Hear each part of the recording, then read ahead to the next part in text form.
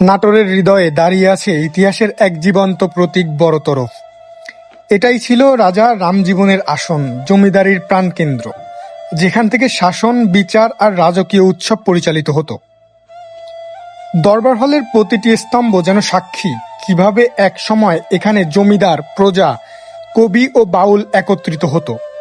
বড়তরফ শুধু রাজনীতিই নয়, সংস্কৃতি, শিল্প ও স্থাপত্যেরও গৌরব।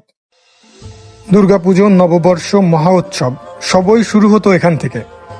রাজাদের অতিথিশালা, অন্দরমহল আর বিশাল বাগান, সব মিলিয়ে বড়তরফ ছিল উত্তর বাংলার এক উজ্জ্বল কেন্দ্রবিন্দু। আজ বড়তরফের রাজকীয় গৌরব কিছুটা অম্লান, তবুও প্রতিটি দেয়াল যেন ফিসফিস করে আমার কানে বলছে, আমরা একসময় রাজাদের রাজত্ব দেখেছি। Let me take you on a little trip. My supersonic ship set your distorted. Jagadindranath রায় ছিলেন নাটোর বড়তরফের রাজা গোবিন্দ্রনাথের স্ত্রী ব্রজসুন্দরী দত্তক পুত্র। 1868 সালে নাটোরের হরিশপুর নামক গ্রামে এক সম্ভ্রান্ত গরিব হিন্দু পরিবারে তার জন্ম হয়। তার পিতার নাম শ্রীনাথ রায় এবং মাতার নাম প্রসন্নময়ী দেবী। এই কৃতি সন্তান কালক্রমে জ্ঞানী গুণী রাজনীতিবিদ ও সমাজ সংগঠক হিসেবে নাটোরের রাজপরিবারের ইতিহাসে স্থান করে নেয়।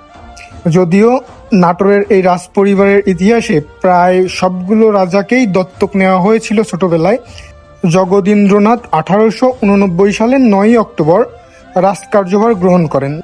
ব্রিটিশ ভারতে সাম্রাজ্যবাদ বিরোধী আন্দোলন, প্রগতিবাদী চেতনার ক্ষেত্রে তার অবদান ছিল অনেক। তিনি সাহিত্য সংস্কৃতির ক্ষেত্রেও তার বিশেষ অবদান ছিল। তার রচিত উল্লেখযোগ্য কিছু গ্রন্থ আছে, তার মধ্যে হচ্ছে নূরজাহান, সন্ধ্যাতারা, এগুলো প্রধান। জমিদার জগদীন্দ্রনাথ বা রাজা জগদীন্দ্রনাথের সাংবাদিকতাতেও খুবই ইন্টারেস্ট ছিল। তিনি সাংবাদিকতাও করতেন। তিনি মানসী নামক একটি পত্রিকার এডিটর ছিলেন। এছাড়া তার রচিত অনুবাদ, সাহিত্য, ভ্রমণ কাহিনী, জীবনী গ্রন্থ, কবিতা, গান এবং রাজনৈতিক প্রবন্ধ সমগ্র বাংলাদেশে সেকালে বিপুল আলোড়ন এনেছিল।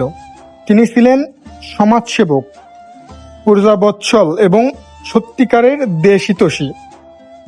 দানের ক্ষেত্রে তিনি ছিলেন অগ্রণী।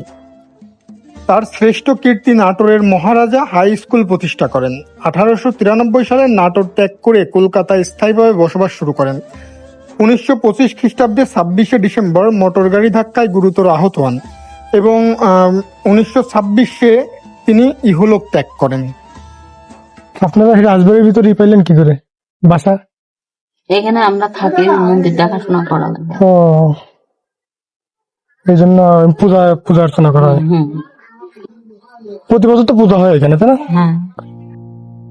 আমি হৃদয়ের কথা বলিতে ব্যাকুল, শুধাইল না কেহ। আমি হৃদয়ের কথা বলিতে ব্যাকুল, শুধাইল না